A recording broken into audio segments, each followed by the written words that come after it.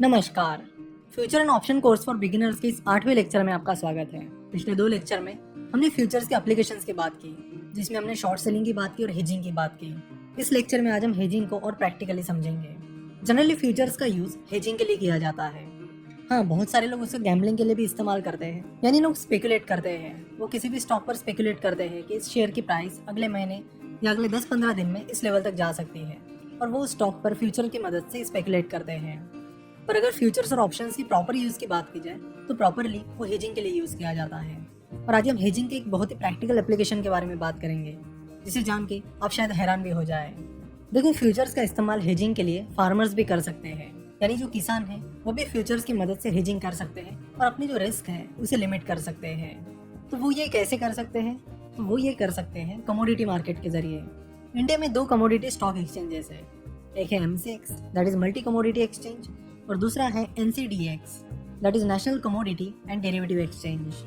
ये दोनों भी कमोडिटी एक्सचेंजेस 2003 में शुरू हुए हैं, जिनके जरिए फार्मर्स अलग अलग जो कमोडिटीज हैं उन्हें ट्रेड कर सकते हैं। सिर्फ फार्मर्स ही नहीं, लेकिन बाकी कमोडिटीज जैसे कि मेटल कमोडिटी, गोल्ड, सिल्वर, इनके भी डेरिवेटिव्स इन कमोडिटी एक्सचेंजेस पर अवेलेबल होते हैं। तो कमोडिटी एक्सचेंजेस पर किसान यानी फार्मर्स कैसे अपना रिस्क हेज कर सकते हैं, इसे समझते हैं।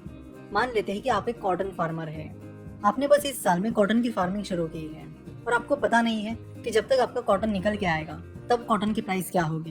पर आपको ये पता है कि पिछले साल आपका कॉटन 19,500 की प्राइस पर बेचा गया था। तो अपना रिस्क हेज करने के लिए आप कॉटन के फ्यूचर्स खरीदने में इंटरेस्टेड हो। आपको लगता है कि पता नहीं इस साल कॉटन के रेट्स क्या रहेंगे। अगर कॉटन का प्रोडक्शन अच्छा खासा हो गया तो कॉटन की प्राइसेस कम हो गई, लेकिन अगर किसी वजह से कॉटन का जो प्रोडक्शन है वो बहुत कम हो जाता है तो उसकी प्राइसेस बहुत ज़्यादा बढ़ेगी। इन दोनों में से एग्जैक्टली क्या कंडीशन होगी ये आपको भी नहीं पता है। इसलिए अपना रिस्क लिमिट करने के लिए यानी हेज करने के लिए आप चाहते हो कि अगर मेरा कॉटन 19,500 के आसपास की प्राइस पर भी बेचा जाए तो मेरे लिए वो बहुत सही डील होगी। तो आप देखते हो कि MCX पर यानी मल्टी कमोडिटी एक्सचेंज पर आप कॉटन की ट्रेडिंग कर सकते हो। आप MCX पर देखते हो कि कॉटन की जो फ्यूचर्स कॉन्ट्रैक्ट है उसके अलग अलग प्राइसेस हैं। जैसे जनवरी 2020 के कॉन्ट्रैक्ट के लिए कॉटन की प्राइस 19,600 है, फरवरी 2020 कॉन्ट्रैक्ट की प्राइस 19,900 है, मार्च 2020 कॉन्ट्रैक्ट की प्राइस 20,130 है, अप्रैल कॉन्ट्रैक्ट की प्राइस 20,330 है, मई कॉन्ट्रैक्ट की प्राइस 20,340 है, और जून कॉन्ट्रैक्ट की प्राइस 19,600 रुपये है। आप सोच रहे हो कि आपकी कॉटन का प्रोडक्शन मई महीने के करीब आ जाएगा। जनरली आता नहीं है इस महीने में, लेकिन अज्यूम करते हैं। तो आप देखते हो कि मई के कॉटन कॉन्ट्रैक्ट की प्राइस 20,340 रुपये चल रही है, और आपको लगता है कि ये चीज़ काफ़ी सही है कि ये प्राइस पिछले साल की प्राइस के यानी 19,500 की प्राइस के आसपास है, और यहाँ पर आपको 20,340 रुपये की प्राइस भी मिल जाएगी। इसलिए आप चाहते हो कि आप अपना फ्यूचर कॉन्ट्रैक्ट यानी जितना भी कॉटन का प्रोडक्शन आपका रहेगा उतनी क्वांटिटी के कॉटन के में कॉन्ट्रैक्ट बेचना चाहोगे। जैसे कि यहाँ पर आप देख सकते हो कि मार्केट लॉट की साइज है 25, और जो कॉटन होता है वो बेल में काउंट होता है। हर कंट्री में बेल की अलग अलग साइज होती है। इंडिया में एक बेल मतलब 170 किलोग्राम, तो 25 बेल मतलब 40 to 150 किलोग्राम। जैसे ही आप 42.5 क्विंटल कह सकते हो या फिर 4.25 टन भी कह सकते हो। तो एक कॉन्ट्रैक्ट में 40 to 150 केजी के कॉटन की ट्रेडिंग होगी। मान लेते कि आपकी कॉटन का प्रोडक्शन आपको लगता है कि 8,000 किलोग्राम के करीब होगा, इसलिए आप प्रीफर करते हो कि कॉटन के 2 फ्यूचर कॉन्ट्रैक्ट सेल किए जाए। तो आप 20,340 रुपीज़ की प्राइस पर कॉटन के मई महीने के 2 फ्यूचर कॉन्ट्रैक्ट सेल कर देते हो। नाउ मई महीना आ जाता है, आपका कॉटन का प्रोडक्शन भी निकल जाता है, और उस टाइम कॉटन का प्रोडक्शन अच्छा होने की वजह से कॉटन के रेट कम हो जाते हैं और 18,000 रुपीज़ के करीब हो जाते हैं। लेकिन आपका फ्यूचर कॉन्ट्रैक्ट कुछ इस तरह है कि आपको वो कॉटन 20,340 रुपये पर बेचना है, तो इस केस में आपको प्रॉफिट हो जाएगा। लेकिन अगर मई में कॉटन का प्रोडक्शन बहुत कम रहता है या किसी वजह से कॉटन की प्राइस बहुत ज़्यादा हो जाती है यानी 22,000 के करीब चली जाती है, तो उस केस में आपको लॉस हो जाएगा।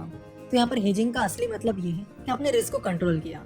कि लास्ट टाइम 19,500 के करीब प्राइस थी, आप नहीं चाहते थे कि कोई रिस्क हो, तो हेजिंग में आप कभी कभी प्रॉफिट भी मिस कर देते हो, और ऐसा होता है। लेकिन जब आप रिस्क को लिमिट कर रहे हो तो आपके लिए इंपॉर्टेंट ये बन जाता है कि लॉस को लिमिट किया जाए। चाहे थोड़ा बहुत प्रॉफिट मिस हो गया तो चलेगा, लेकिन ज़्यादा लॉस नहीं होना चाहिए, और हेजिंग का यही पर्पज़ होता है। कमोडिटी मार्केट में 2 तरह की सेटलमेंट्स होती है। एक होती है कैश सेटलमेंट, दूसरी होती है फिजिकल सेटलमेंट। कैश सेटलमेंट मतलब जैसे कि हमने देखा कि लेट से कि कॉटन की प्राइस 18,000 रुपये हो जाती है, तो उस केस में एक कॉन्ट्रैक्ट पर आपको 2,340 रुपये का प्रॉफिट हो जाएगा, क्योंकि आपने कॉन्ट्रैक्ट 20,340 रुपये की प्राइस पर किया था। तो ये जो प्रॉफिट है ये आपके अकाउंट में आ जाएगा। लेकिन अगर आप फिजिकल सेटलमेंट करते हो तो आपको अपना कॉटन एक्चुअल में उस कमोडिटी एक्सचेंज के वेयर हाउस में देना पड़ेगा, यानी उस सेलर को देना पड़ेगा। तो हेज करने वाले लोग जनरली कैश सेटलमेंट ही प्रीफर करते हैं। हम देखते हैं कि कई बार इंडिया में कई सारे फार्मर्स अचानक से कमोडिटी प्राइस ऊपर नीचे होने की वजह से सुसाइड कर लेते हैं। तो कमोडिटी फ्यूचर्स का इस तरह से उपयोग करके वो अपने रिस्क को लिमिट कर सकते हैं, यानी जो अननोन रिस्क है जिससे उस कमोडिटी की प्राइस अचानक से बहुत नीचे जा सकती है, उसे वो हेज कर सकते हैं, यानी लिमिट कर सकते हैं। फिलहाल कमोडिटी एक्सचेंज पर सारी कमोडिटीज अवेलेबल नहीं है, बस कुछ ही कमोडिटीज अवेलेबल हैं। हम एक्सपेक्ट करते हैं कि आने वाले टाइम में बाकी कमोडिटीज भी यहाँ पर आ जाएगी, ताकि ज़्यादा से ज़्यादा फार्मर्स अपने रिस्क को यहाँ पर लिमिट कर सके। तो आशा करता हूँ कि आपको फ्यूचर कॉन्ट्रैक्ट के जो भी एप्लीकेशंस हैं, यानी प्रैक्टिकल एप्लीकेशंस हैं, वो डिटेल में समझ में आए होंगे। तो आप भी इन चीज़ों को डिटेल में एक्सप्लोर कीजिए और साथ ही अपने आसपास के लोगों को भी इनके बारे में बताइए, ताकि वो भी अपने रिस्क को हेज कर सके, चाहे फिर वो फार्मर हो या फिर और कोई हो। तो नेक्स्ट लेक्चर से हम ऑप्शंस के बारे में बात करेंगे। डेरिवेटिव मार्केट में दो मेन प्रोडक्ट्स हैं, फ्यूचर्स और ऑप्शंस। फ्यूचर्स को हमने समझ लिया, अब हम ऑप्शंस को समझेंगे कि ऑप्शन क्या होते हैं, वो कैसे काम करते हैं और ऑप्शन के प्रैक्टिकल एप्लीकेशंस क्या होते हैं, कैसे आप ऑप्शन की मदद से अपने रिस्क कम कर सकते हो। तो इन सारी चीज़ों के बारे में हम नेक्स्ट लेक्चर में बात करेंगे। आशा करता हूँ कि आपको आज का ये लेक्चर बहुत पसंद आया होगा। वीडियो देखने के लिए और हमसे जुड़े रहने के लिए आपका बहुत बहुत धन्यवाद।